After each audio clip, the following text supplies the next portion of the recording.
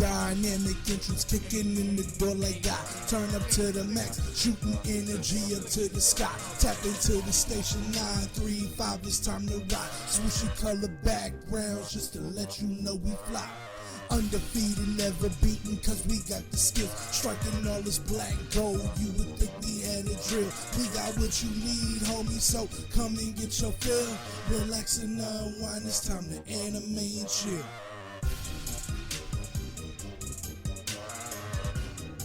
It's time to anime and chill.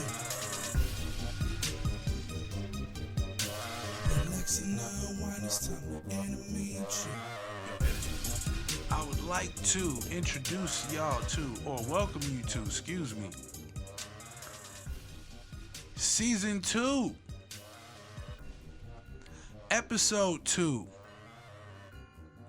of your new favorite show, or at least radio show, Anime and Chill. And you chilling with your favorite two N-words, the biggest anime nerds. We can say it. You can. Season 2, Episode 2, Deuce, man. Deuces is wild this week. At least that's what it seemed like to me. What we talking about, man? Oh man, we got a few things we got to talk about, man. Kang the Conqueror. Yeah, we got a special this request. Marvel shit is about to. Hold on, because I do want to acknowledge the special request that we did get from my brother Thurman Rouse. Y'all can hit him up on Instagram at Thurman_Rouse. Yeah, that's my big bro. But anyway, he requested that we kind of do a deep dive on Kang the Conqueror. So yes, we do take requests for people who are listening. You can hit us up on Instagram at AnimeandChill88. You can hit us up on Twitter at Armand_Joseph. You can hit us up on Facebook at Armand.Joseph.9. I spell it out for y'all all the time. If you ain't got it by now, you just ain't getting it. Anyway, go on with what you were saying, sir. Sorry to cut you off. Well, pretty much Marvel has opened the floodgates. They've got Loki. They've dropped Black Widow. That was a lot of fun. If you was a Marvel fan, I know you enjoyed that. I did. Right? I know I did, bro. I loved every minute. Like that was my first time seeing Jonathan Majors. Yeah. But I don't know if anybody's in the Space Jam, but Space Jam dropped. I watched that too. That wasn't too bad. I mean, really? Yeah. It was I saw okay. the preview and I was a little skeptical because I was like, I understand they made it for kids, but from what I saw, it was not really, you know what I mean, all that like story-wise. It didn't seem like the story made any sense. Well, I mean, it wasn't supposed to, man. It wasn't made to make sense. LeBron James playing with Bugs Bunny, that already don't make sense. But I mean, I know. It was pretty straight. I don't want to compare it to the first Space Jam, but with the first Space Jam, the first Space Jam had it worse, but somehow pulled it off in a way that you could be like, you know what? It sound kind of stupid, but for a second, I could see that shit happening. Well, you see what I'm saying? They made something happen in this new Space Jam joint. It wasn't. They did. Yeah, it wasn't bad, bro. And you know something? I will say this. I think Space Jam 2 was an homage to the 90s period. Really? Yes, because when you talk about the fans who were there at the game, Don Cheadle's character, pretty much if you looked at this app, you got sucked into the world, into the serververse. Oh, damn. And, bruh, he had everybody. I'm talking about bad guys. You had It. Motherfucking Aiden Smith from Matrix. Oh, damn. Bruh. In the stands, it was good versus evil. Okay, all the good so guys it was on one on some side. like Ready Player One shit. Yes. And, bruh. You know what's funny? I've never seen Ready Player One, but You haven't? No. Bruh. What Was are you doing? Ready Player One is dope. I did hear some critics say that it was dope, but then I heard other critics was like, man, it was too much fan service. Bruh. It's for people who play video games. Duh. Okay. It's supposed to be. Bruh, check that movie out. You will not be disappointed. I'm telling you. That shit, Yeah. I enjoyed it. Even the war that they have at the end is slick like that. And I ain't gonna spoil it Okay. for you. But it's slick like that. Nigga. Okay.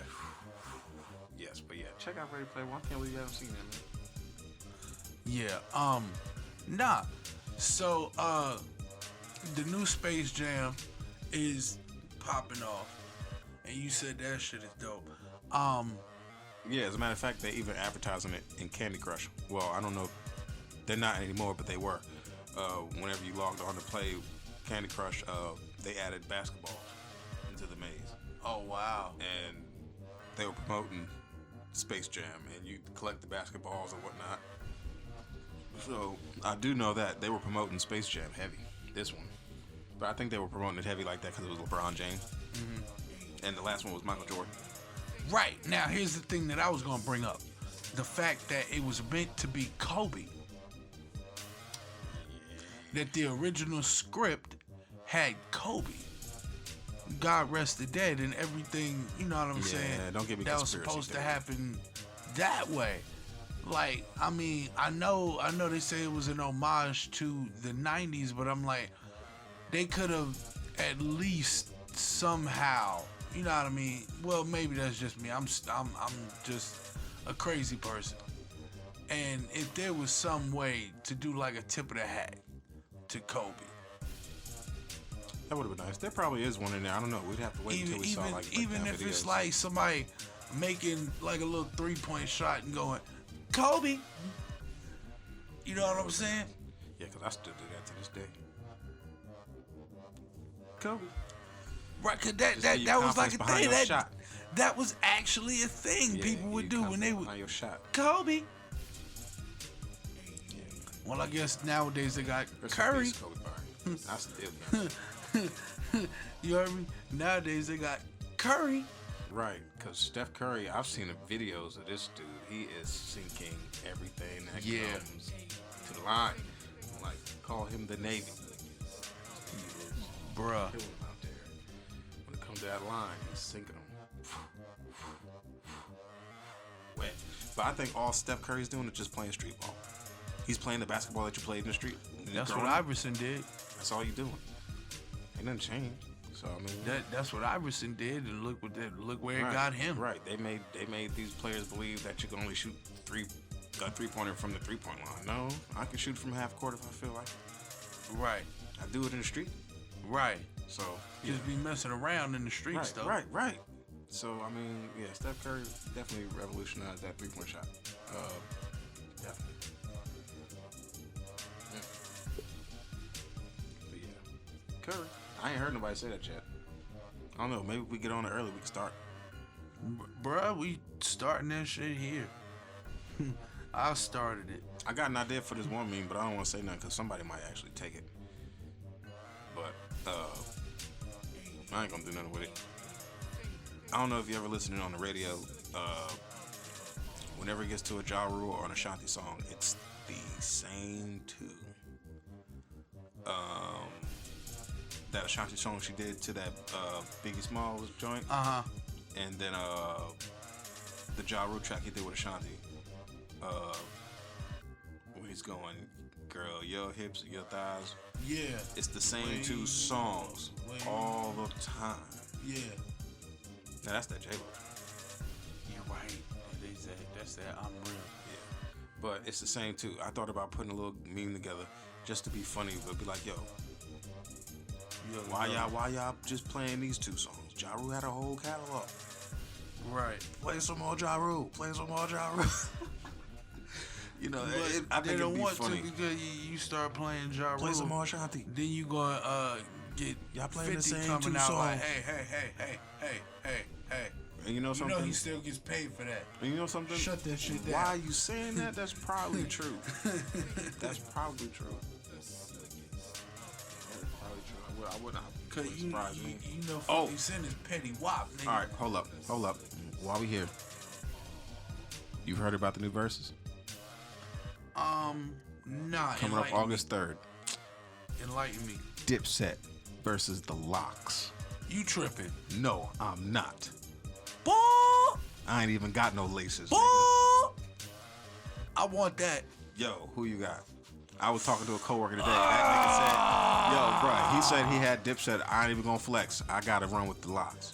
See, that's hard for me because I ran with both. Yes, I know, but I gotta pick that's the a Locks. toughie. Because when it came to being lyrical, more or less, fucking Dipset had it. But the Locks had that straight up gutter shit for your ass that the streets just felt. Yeah, they definitely had the streets. You see what I'm saying? They made music that you felt. Even though a lot of their shit wasn't always off the wall as far as like, oh my God, I can't believe that nigga said that.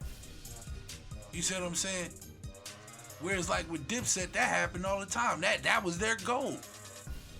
Was to say some off the wall shit to make niggas go, whoa. Okay, how'd you get that to work out? Yeah.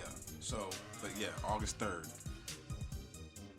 All right, and what is gonna be Dipset on versus the Spotify Locks. and shit like that? I don't know. To be honest with you, bro, I've never even seen an episode of Versus. I always catch it on the back end, like on the internet, like on YouTube or something like that. So I that's gotta where figure it'll out what probably channel be. it's gonna be on. Yeah, wherever it's streaming on. But Right. Yeah, because I definitely need that in my life.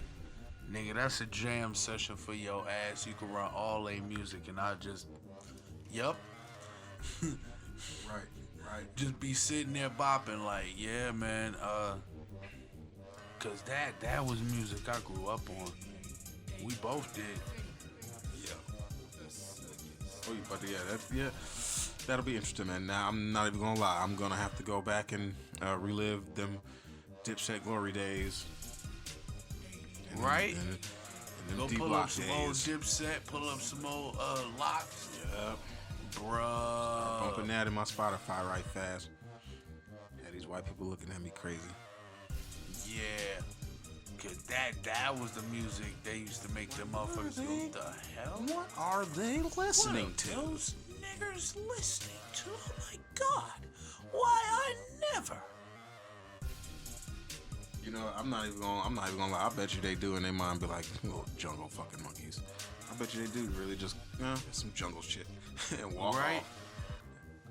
Just like when me and my brother was telling my mom about the Chappelle show. And he was trying to tell her about the Chappelle show. Well, he was talking to her like she knew. And I was like, bruh, she ain't never watched the Chappelle show. What? What you mean she ain't watched the Chappelle show? I was like, yeah, nah, she just thought it was dumb. She was like, I didn't think it was dumb, I just wasn't into it. I was like, either way. And he was trying to explain some of the jokes. One of the jokes he was trying to explain was Clayton Bigsby. Ooh, that's a classic. I don't even know if that's a classic. Bruh, and because what it That's was, vicious. like, we was talking about something and I said, Woogie Boogie, nigger! Woogie Boogie! And he fell out laughing and she kind of looked like, the fuck is he talking about? And bro, so that's why we had to explain that whole thing to her. And I was like, yeah, now he's a black white supremacist. She was like, oh, you mean like that movie with Denzel's son? I was like, yeah.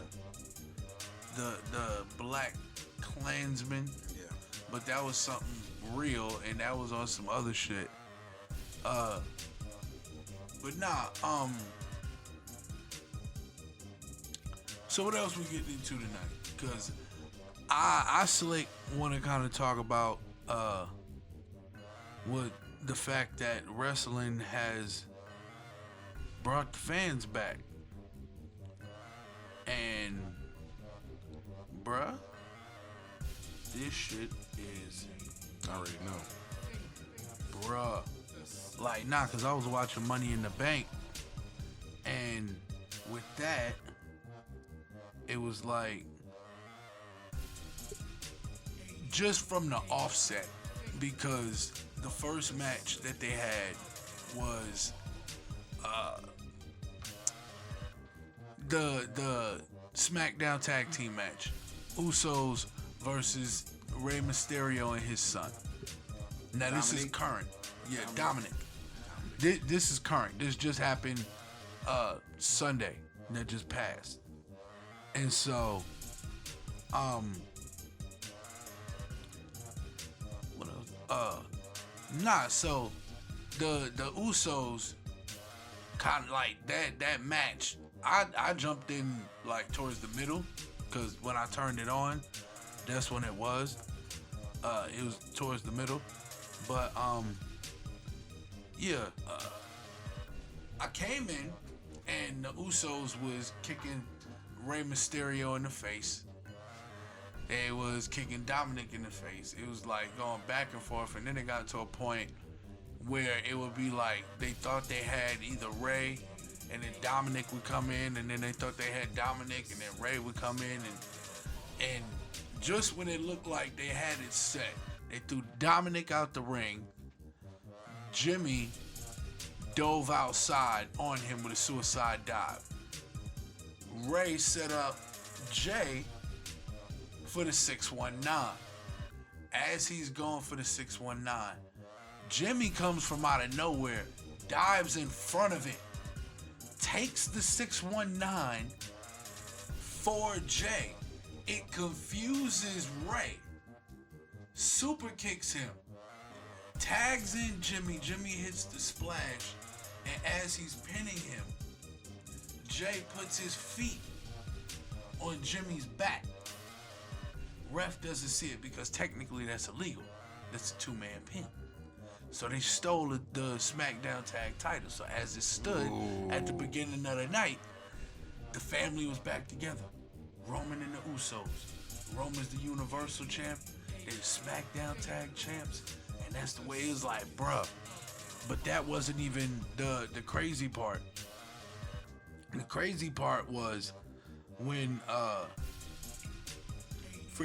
they went backstage and they told Roman, it was like, see what we did, Us? See what we did? We did this for you, for the family. For the family. And then they offered up the titles. And he was like, y'all hold on to them for now. He was like, this is what I wanted. Not a whole family eating. Not a whole family eating. We good now. We Running good now. shit. Right. And so his opponent for the night, later on in the night, was Edge.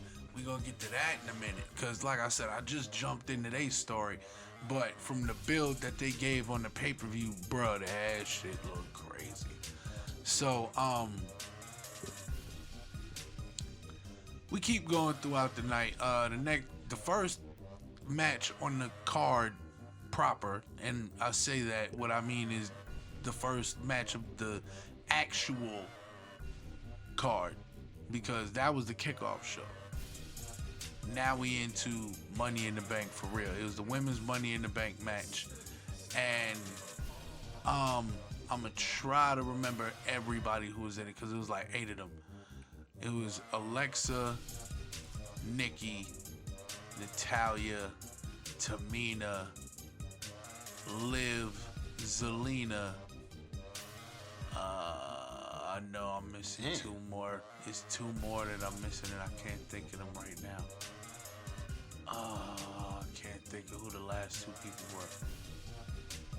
But the match was like super chaotic back and forth. But the thing about Nikki Cross is they got her doing this gimmick now where she's quote unquote almost a superhero. She runs around in a mask and a cape. And I love Nikki Cross, but I loved her back in the Sanity days in NXT when she was running around looking crazy like a wild lady.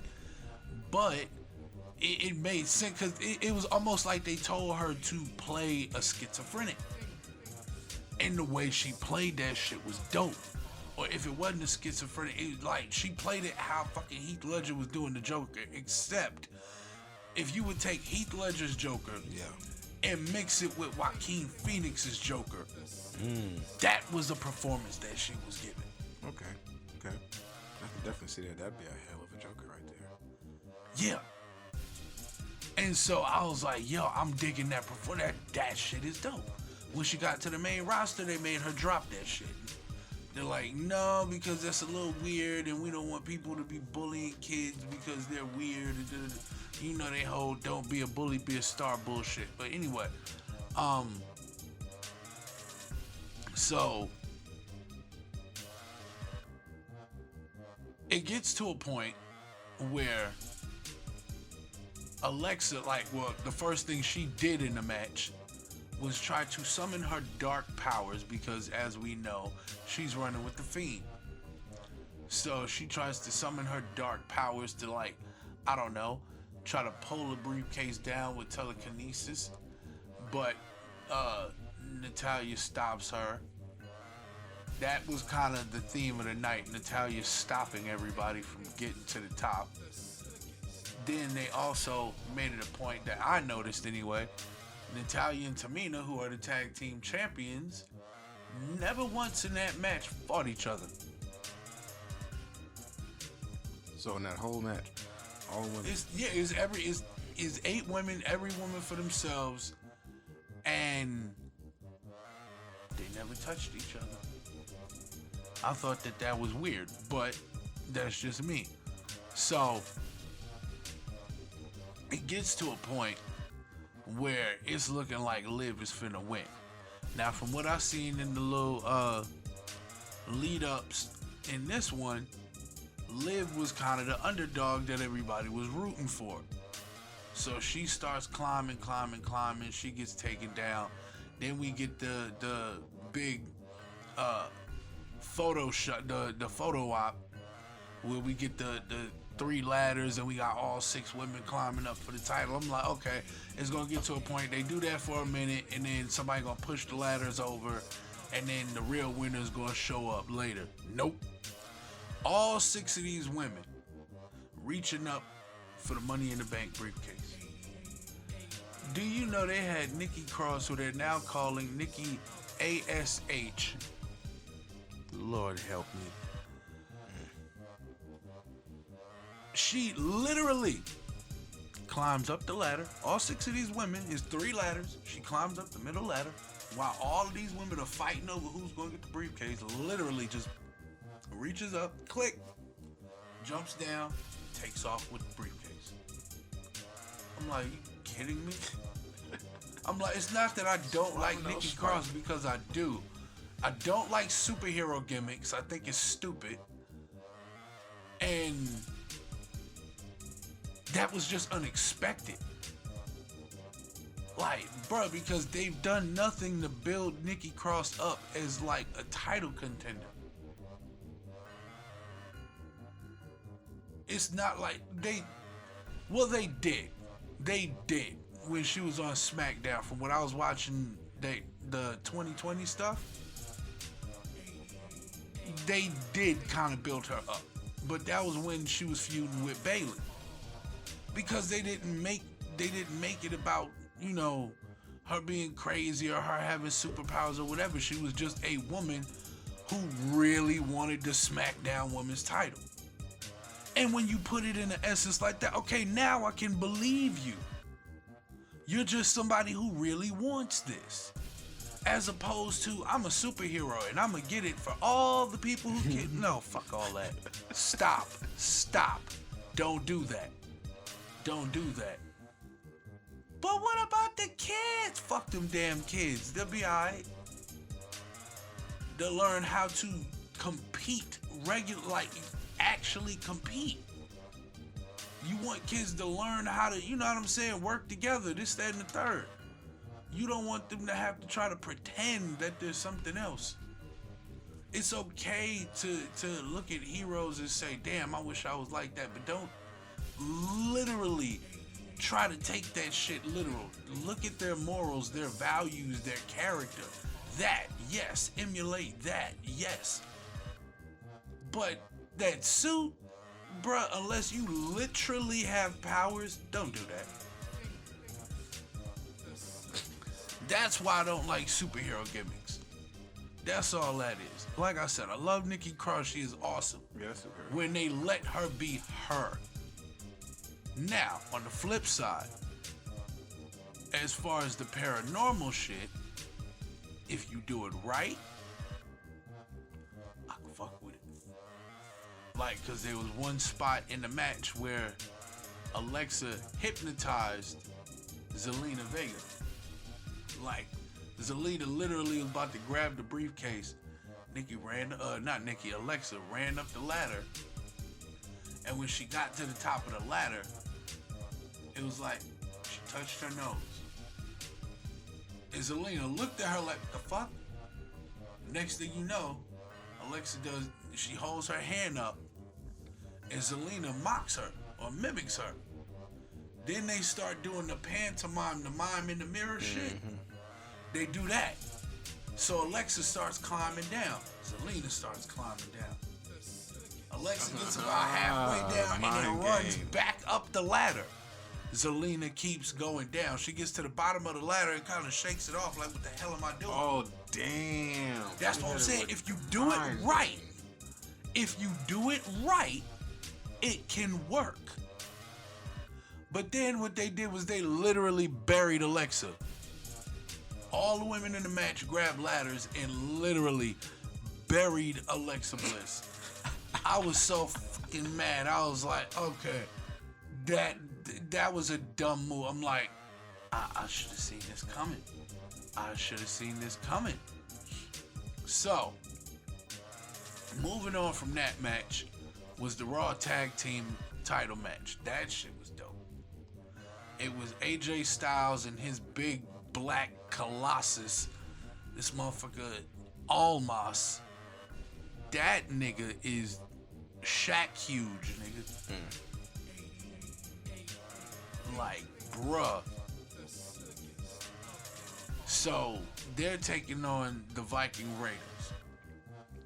And the whole thing is that in one-on-one matches, the big guy on the Raiders, Ivar.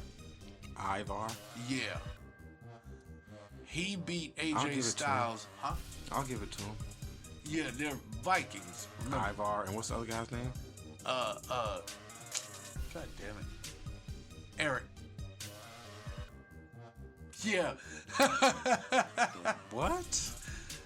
Well, they were originally Rowe and Hanson. I forgot Hanson's first name, but it was something Hanson and Eric Rowe. And they were originally the War Raiders on the Indies. They were the War Raiders. And then when they came to NXT, they were the Viking Raiders. Then when they got moved up to the main roster, they were the Viking Experience. Somehow, some way, they got their original, well, not their original name, but they got the Viking Raiders back. So. Okay.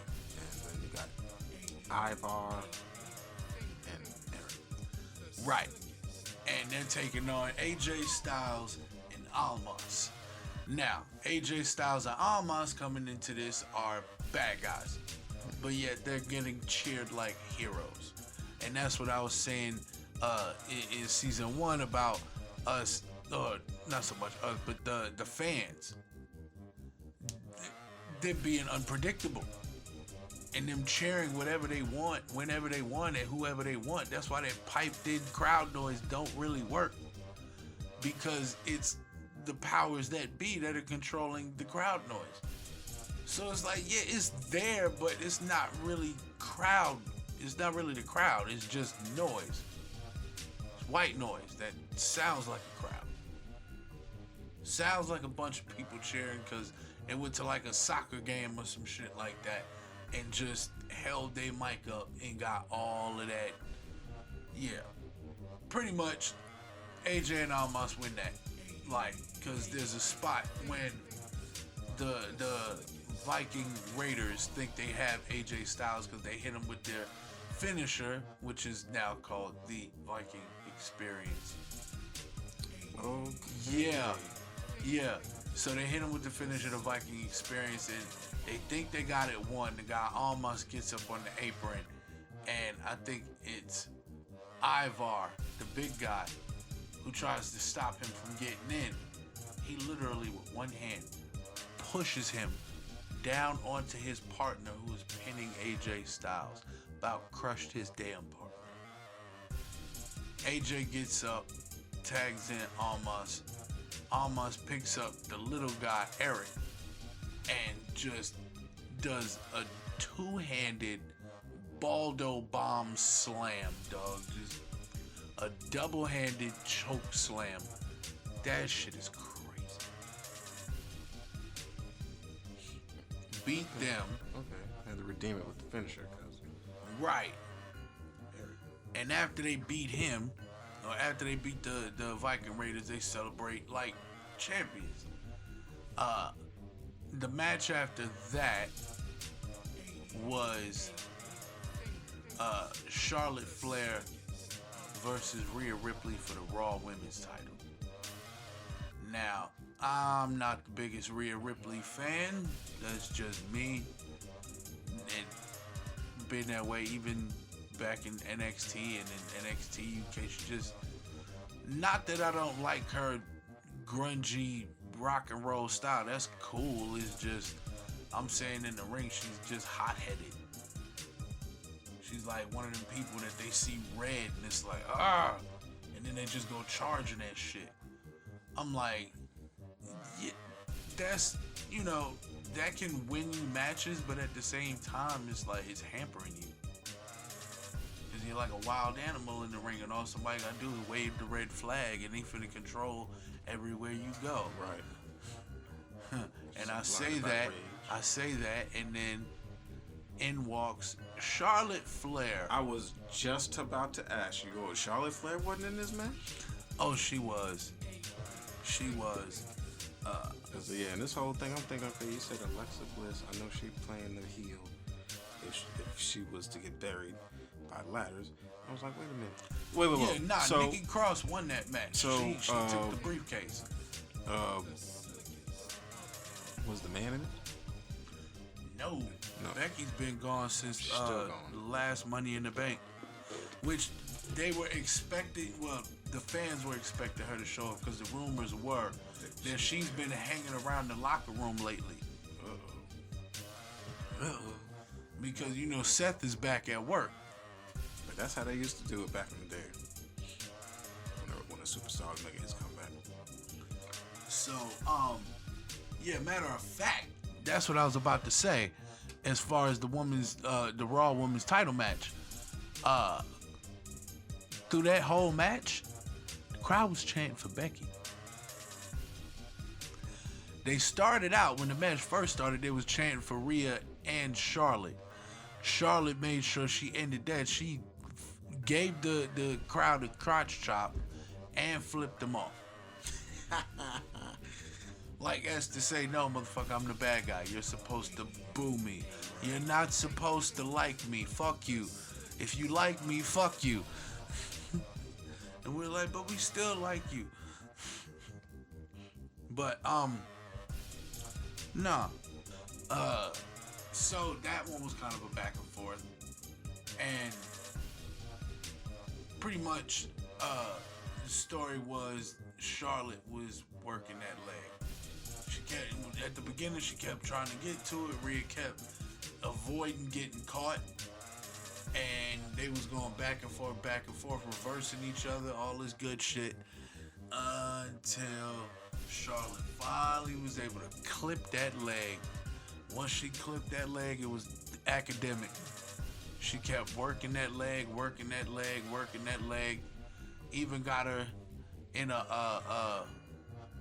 what she did was, she put her foot, she drug her to the corner, put her foot in between the step and the ring post, and then ran and kicked that shit. Then took her leg and wrapped that bitch around the post a couple of times. She was done. So after that, she hit that figure 8, Matter of fact, there was a point she even hit natural selection from the top. From the top. Yeah, and I thought it was over then. But Rhea kicked out.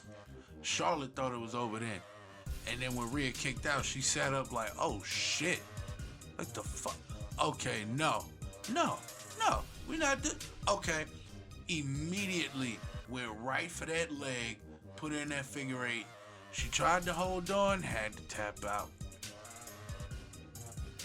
After that, we got the WWE title match. Bobby Lashley versus Kofi Kingston. Ooh. And in the build-up, Kofi back into it. what they were saying is, for a minute, Bobby had got comfortable as the champion. And MVP was supplying him with quote-unquote ladies. And they would party in MVP's VIP section. And he popping bottles, got the women all around him. This and the third. Kofi said, nigga, you soft. You done gone soft. And so they were showing him going back and forth with Kofi and Xavier, beating up Xavier, Kofi beating up on MVP. And so they're giving you this build, you know what I mean, to a good-ass, dope-ass match. But for some odd reason, that company just doesn't seem to like Kofi Kingston. This motherfucker, Bobby Lashley, ragdolls this nigga, Kofi Kingston, for about a good 20 minutes. Beats this man from pillar to post. Kofi might have got in a little bit of offense, but there was one point in the match, he was outside. Bobby picked him up on his shoulders, fireman carry style, and ran his head into the post. 3 times. 3 times. Nigga. Not lawn darted him. I mean, like, you know how Brock swing you for the F5? Yeah. That was the motion his body made when he hit the post. You trying to kill that dude. Bro. Damn, Bobby. Fucking, so. Something's wrong with his medulla oblongata. Bruh, tell me about it. So, like I said, ragdolled this motherfucker for like 20 minutes. Finally put in the hurt lock and made Kofi tap out. He couldn't tap out fast enough, but then his tap out was so weak, the ref couldn't tell if he was tapping out or just still being ragdolled. So, yeah. Put a pin in that, because we're going to come back to that. Because the very next match is the men's Money in the Bank ladder match. Again, I'm going to try to remember everybody that was in there, but it was, like I said, I think 8 people too. Might have been 8 guys. If I miss anybody, I'm sorry. But, let's see. We got Drew McIntyre, Kevin Owens, freaking Ricochet. I remember him bouncing around in there because he had a spot where he sprung board off the top and hit a freaking diving somersault, some shit, some kind of like a swanton.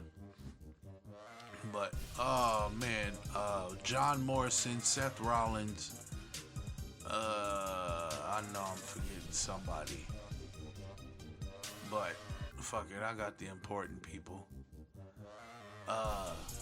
Well, the people that was important to the story that was being told. So, Matt Riddle. I knew he was in there. I knew I was forgetting somebody. Cause I remember, cause he was RKOing everybody. Freaking, yeah, like literally. I'm talking about my man looked like Randy Orton for a second, like, ooh, okay. Cause they're a tag team. But right, Orton wasn't on the card. I think he might be out with an injury or something. I don't know. But Yeah, nah. Um.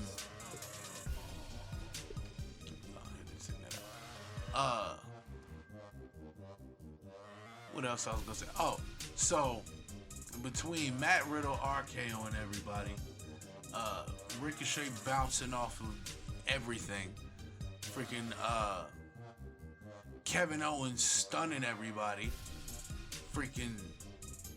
It got to a point. McIntyre got taken out early because Jinder Mahal showed up. And he's got two goons now. I forget their names. But his two goons beat the hell out of Drew McIntyre, drag him out of the match, up the ramp, and they abduct this motherfucker. So Drew McIntyre is no longer in the match. So I'm like, the fuck? This fucked up. So, long story short, it gets to a point where it's looking like Kevin Owens is about to win. He done climbed up the ladder. Seth Rollins pulls him down, catches him in a powerbomb position, and powerbombs him to the outside ladder. And yeah, which was bridged between the ring and the announce table. He goes crashing through that hard. So now it's looking like Seth Rollins is finna win. Like Seth Rollins is climbing up the ladder and he's cocky and yeah, I got this shit. He finally gets to the top. He reaches up to grab the briefcase. Big E snatches his ass off the top of the ladder, picks him up for a big ending off the top of the ladder. From the top to the floor. Boom. The biggest fucking ending you've ever seen. Then climbed his ass up. Big E is Mr. Money in the Bank. I'll give you one guess who he's gunning for. Roman. No. The man who just put his good buddy in the hospital. Bobby Lashley. Okay. The WWE champion who just ragdolled the shit out of Kofi Kingston. The story writes itself. So, we go on to our main event of the evening. Or as my man Justin Roberts in AEW would say, ladies and gentlemen, this is your main event of the evening. Roman Reigns versus Edge. Oh yeah. Bruh. I pay to see that. And that shit. They just, like, for the first at least minute and a half, they soak up the energy. Ooh, so it's like that. Like, bro, 'cause this is like the first pay-per-view outside of WrestleMania this year where it's like fans are back, like, for good. Like, they're opening it up. Yeah. Fucking Different type of energy right there. And again, like what happened with Rhea and Charlotte, you get the split fans off the muscle. People, let's go Roman, let's go Edge. That motherfucker Roman looked around like, wait, hold up. No. Bitch, fuck Edge. You will acknowledge me. I am the head of the table. You don't cheer for nobody but me. I'm the only person you root for. Because if you root for anybody else, I'ma beat their ass. And then I'ma make you watch while I beat their ass. Oh wow. Damn, Roman. Yeah, he done got like that, bro. You good ass bad guy right now. Like, bruh. So yeah, him and Edge started off, and for a minute it started out slow. They doing little submission holds and shit like that, playing the crowd. Then it start picking up. They start pulling out some of their big moves. Well, at one point, the ref goes down. Edge bumps him by accident. He falls and he sells this knee injury like somebody just hit him with a knee crusher or something like that. He's rolling around, writhing in pain. And so Roman gets out the ring. Now, one of the things that they had in the build was that at WrestleMania, there was a part where Edge kicked off one of the little braces from the legs of the chair, the middle part, the little middle bar, and he took that bar and put it crossways in Roman's mouth while he put him in a crippler crossface. Well, that was kind of a theme that Edge kept going. Every time he would attack one of the Usos, he'd do that same crippler crossface with a piece of the chair in it. When they had a 6-man tag, the match you was talking about with Roman Reigns and Rey Mysterio, what it was is Roman Reigns and the Usos taking on Edge and the Mysterios. And what happened with that is Edge made Roman tap out in a tag match, doing the same crippler crossface with the bar in his mouth. Damn. And in the promo, Edge said he rolled back the clip of the first time he did it at WrestleMania. He was like, he was like, I would run the match back in my head. He was like, and I thought about that moment. He was like, look at this clip. And they showed the clip of when he had him in the crippler crossface. And it was a moment when Roman's eyes just got bigger than dinner plates. And Edge said, that right there, that's the look of fear. If you can make a man do that, you live inside of his head forever. And that's where I'm at, Roman. I'm in your head. And so Roman is like, man, I can't have this motherfucker out here spreading lies and shit. Talking about I fear him. Fuck is wrong with this nigga? Like, no, I don't fear him. He's like, okay, I'll give you this. In that moment, yeah, there was fear. But it didn't last. He was like, cause what happened? I got up, I got motivated, I smashed him, I stacked him, I pinned him, and then I made a shirt. I was like, because it was him versus Edge and Daniel Bryan. And he said going in, I'm going to smash him, I'm going to stack him, I'm going to pin him. And when he beat them, that's how he did it. He put Edge on top of Daniel Bryan and pinned both of them. Made a t-shirt. Smash him, stack him, pin him. So Roman Reigns talking cash money. Yeah. Damn, and this is what happens when you don't bad script guy. him. And with that, That's a dope ass bad guy right there. yeah, that's what happens when you don't script him. So, yeah, Usos come out, but as soon as they come out, the Mysterios come out, and they run the Usos off. So, Edge has Roman in the crossface with the bar in his mouth, and the ref is coming too. He's not all the way up yet. As he's getting his bearings, Seth Rollins pops up. Wow, of course. Super kicks Edge in the back of the head. Gets out the ring. Roman rolls into a pin. 1, 2, kick out. Okay. So now Roman's pissed. Edge gets to his feet. Superman punch.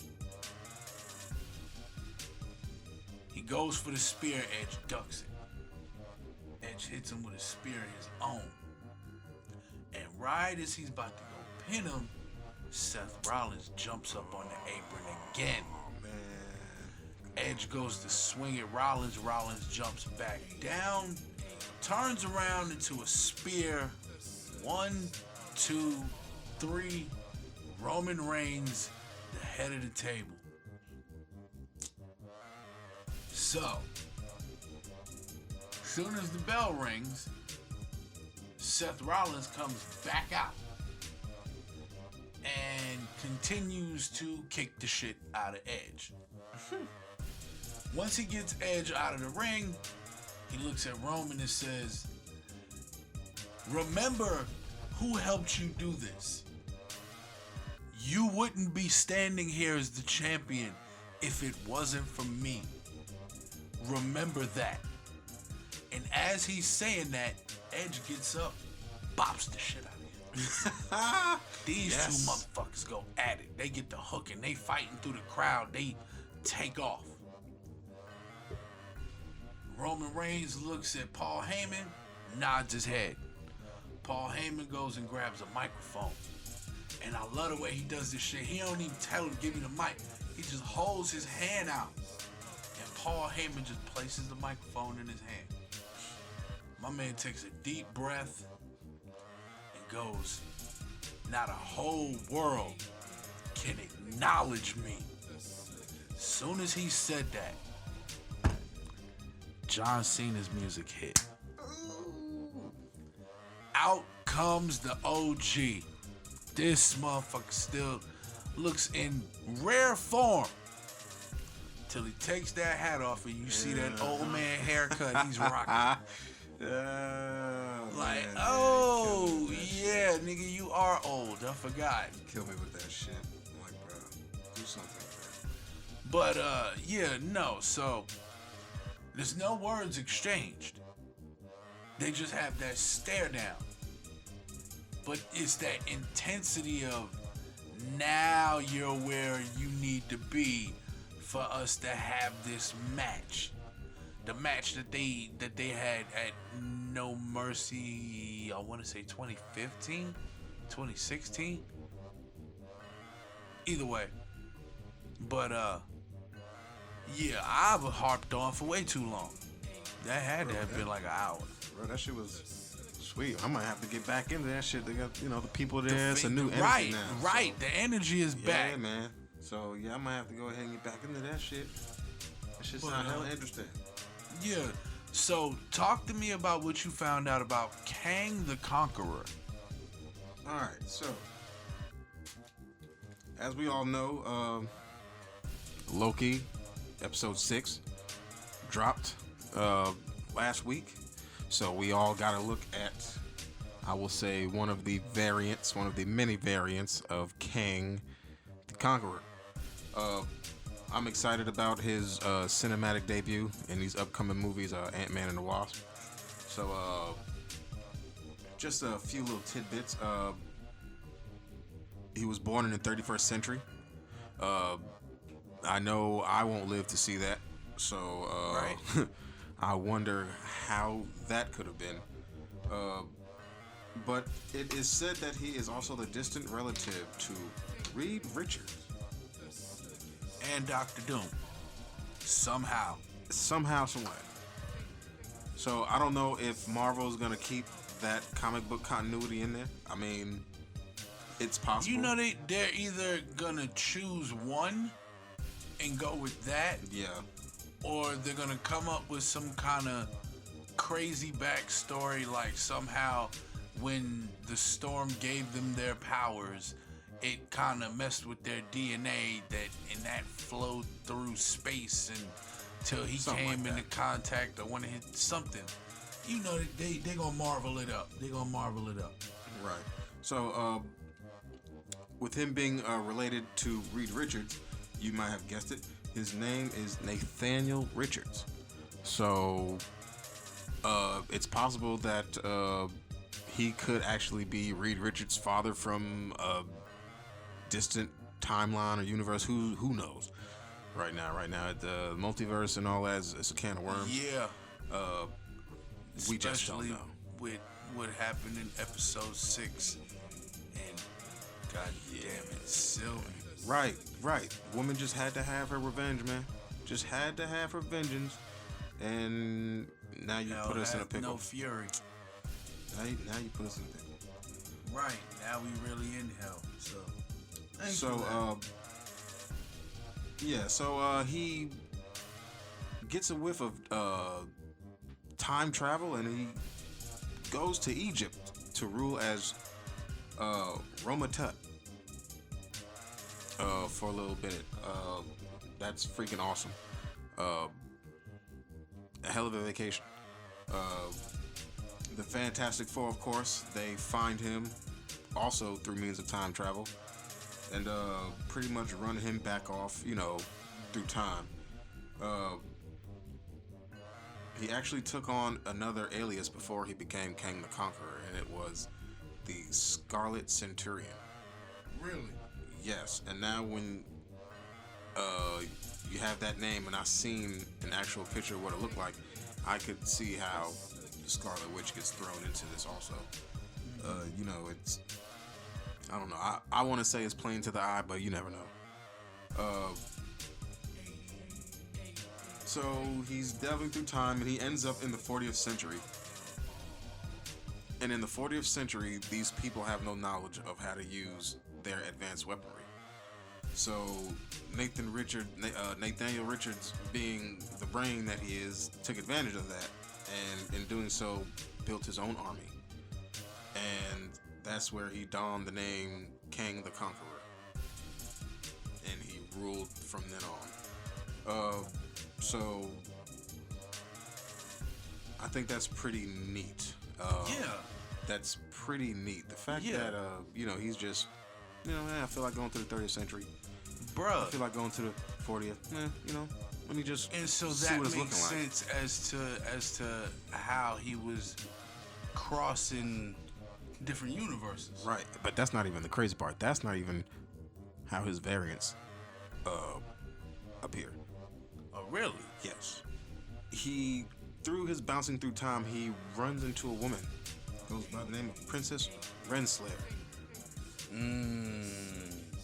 For those who've been watching the show, You know who that is. name. Right, you know that name. And he's smitten by her, but she keeps on discarding his advances, throwing him off or whatever.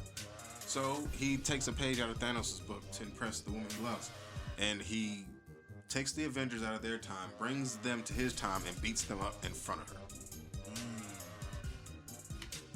Instead of getting likes, he got it rejected some more, and they ended up teaming up with her to beat him up, which is odd.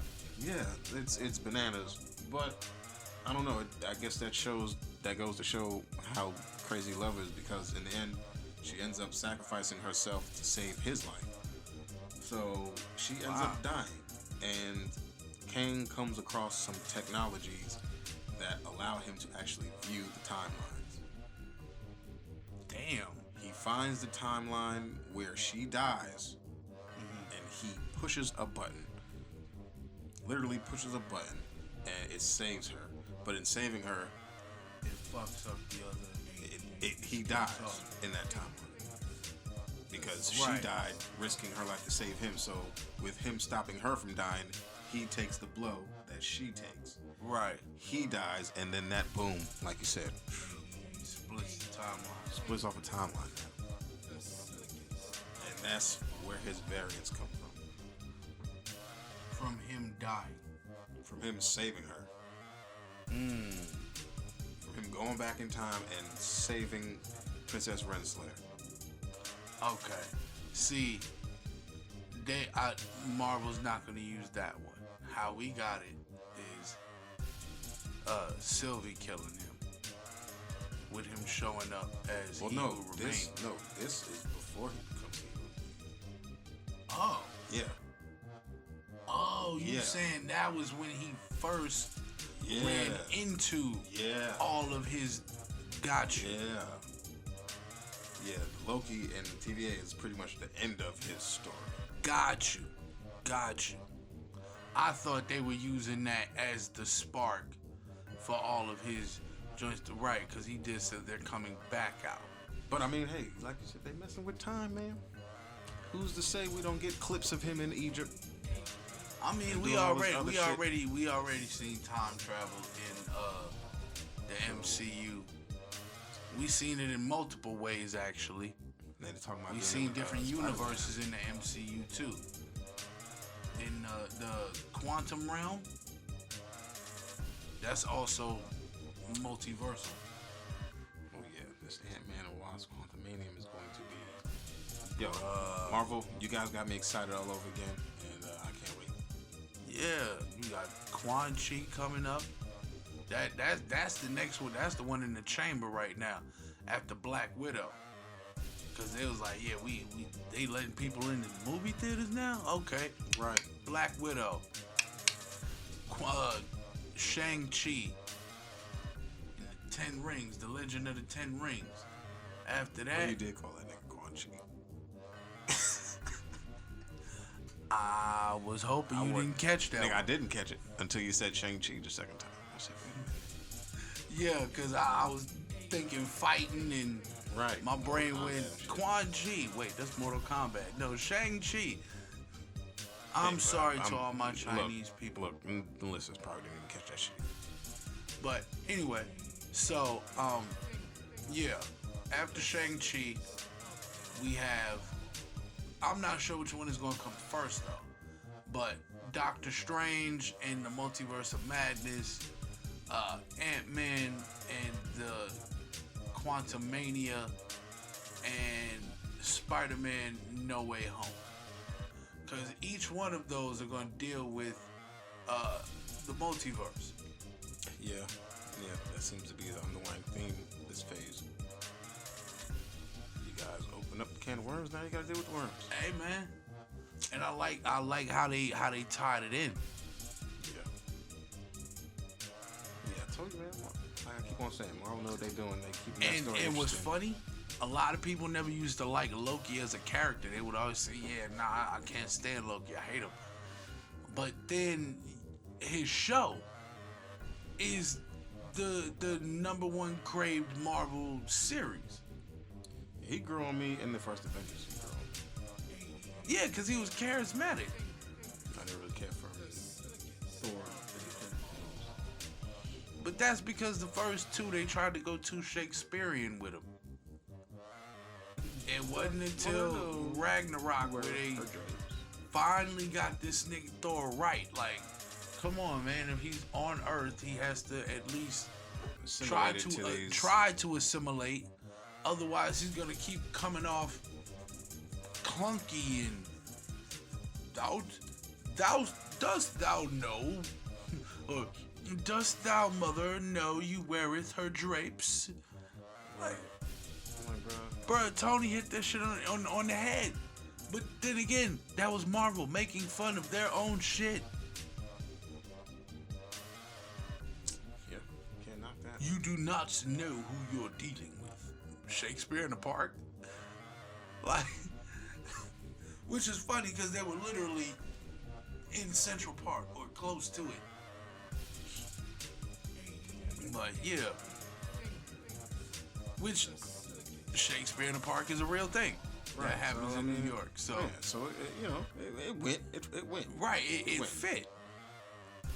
Shit. But yeah, when they, I think they started to let him loosen up around Age of Ultron, because that's when they started to, you know what I'm saying, show that okay, he's actually, you know what I mean. I don't want to say fellowshipping, that sounds too churchy, but he's getting along with everybody. Right. Like when Natasha Thor report on the Hulk, the gates of hell screams, the gates of hell rattle with the screams of his victims. Not screams of the dead, just the injured, complaining of deltoid sprains and the gout. And you see when they let him be funny, it's okay, yeah, nah, dude, you cool. You right, cool. right, We funny shit. could rock with you. Like, yeah, it's only once they let him loosen up and be a character and like, oh, but he's a god from Thor from Norse mythology. Yeah, but he's also in the 21st century. Like, come on, man. So, if you're gonna do it, that's why I think they put him with the Guardians, because I think he fits better with them. At least his character now does. He fit with the Avengers because it was like he was still doing the broody Shakespearean thing.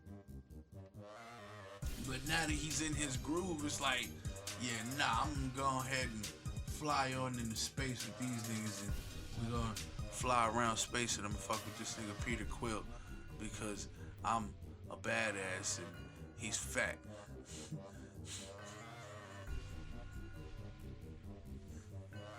But yeah. So next, go ahead. I'm excited. King's a black guy. I'm just gonna say that. Feels good to see a Yeah, man, especially Black after man we run lost thing. Chadwick Boseman, man. We come on, man. R.I.P. to Chad, man. Wakanda forever. That's always gonna be King T'Challa. They can't replace him. They wanted to have Shuri do it, and then the actress that plays Shuri went and said some flat earther shit, and it was like, nope, can't have that. So shit. That's funny. But yeah, shout out to him. I can't wait to see that Marvel What If joint when it debuts. oh yeah, the What If. Man, That's come on, literally bro. his last performance. Come on, man. That shit is going to be. What if T'Challa was one of the Guardians of the Galaxy instead of Peter Quill? Or if T'Challa was Star-Lord Yeah, so instead of Peter I'm- Quill being him. But yeah, that What If shit do look dope. yes, it does. Because at first, the animation style was a little... I was like, okay, I've seen this animation style in video games. I don't know how it's going to work as a movie. Well, not so much a movie. It might be a series. Because I think it's going to be 6 episodes. Yeah, it is a series. So, yeah, yeah, I don't know. But then again... Oh, no, it's going to be like 11. 10 or 11. 11? 10 or 11. Oh. Yeah. All right, then they probably going to be about 20 to 30 minutes. They probably not going to give us no 10, 11 hour-long episodes. I would love that, I would love that. but I don't think they're going to do it. Because they know how to keep you coming back. Right. Can't get you everything. Right, give you just enough to be like, damn, I want some more. Yeah, I'll catch you next time. Leave Fiend to be like, god damn, nigga. But nah, yeah, so next week I am going to get into Assassination Classroom. Because again, it was another special request from my boy Chauncey Smith. So y'all can hit him up on Facebook at Chauncey D. Alvarez Smith. I'm not sure his Twitter, if he still has Twitter. If he does, he's probably on my friends list and I don't know it. But yeah. So again, you can, if you want to hit us up, you can hit us up on Instagram at Anime and Chill 88, all one word, Anime and Chill 88. If you want to hit us up on Twitter, Armand Joseph, at Armand_Joseph. If you want to hit us up on Facebook, Armand.Joseph.9. Or you can go on YouTube, catch up on the whole first season. And you can catch up on episode 1 of season 2. That being Armand Joseph, or look up Anime and Chill. if you're animators out there, if you got artwork that you do, if you're a graphic designer or any kind of quote unquote artiste, and you just want to, make us a poster or make us a logo, whatever it is, send us your artwork. We'll post it up on our Instagram, on our Twitter, on our Facebook, just to get you some promotion and drop your ats and all of your social tags and all of that. But if you want to send us your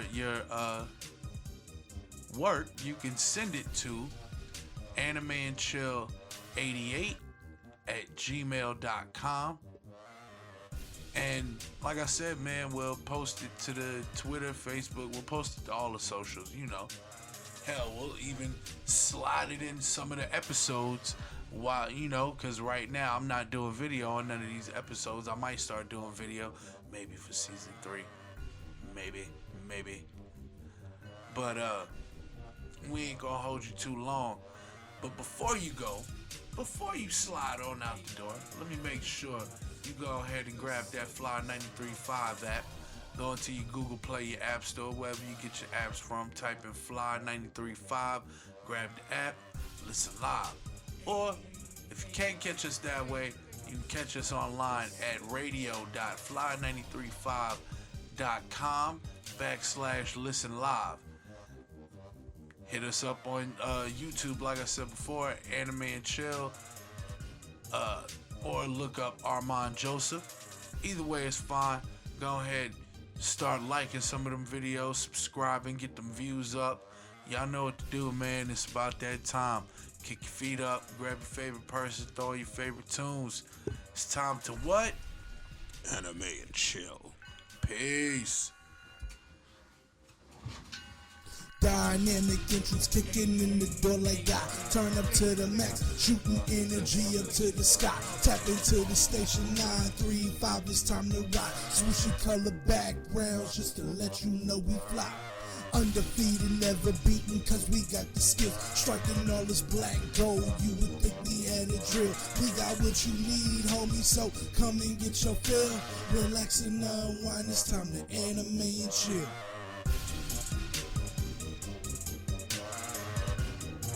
It's time to anime and chill. Relax and unwind, it's time to anime and chill.